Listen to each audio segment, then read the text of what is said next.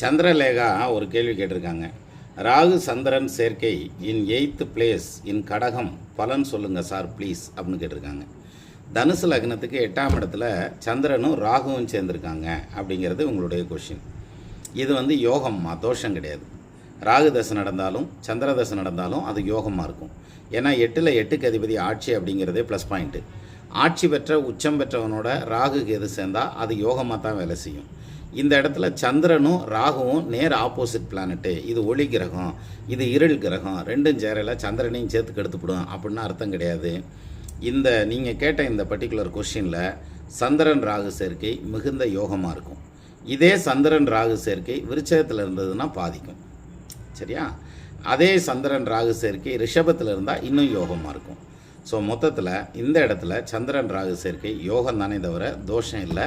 பயப்பட வேண்டியதில்லை. முதல் ஜோசியத்தை பார்த்து பயப்படாதீங்க.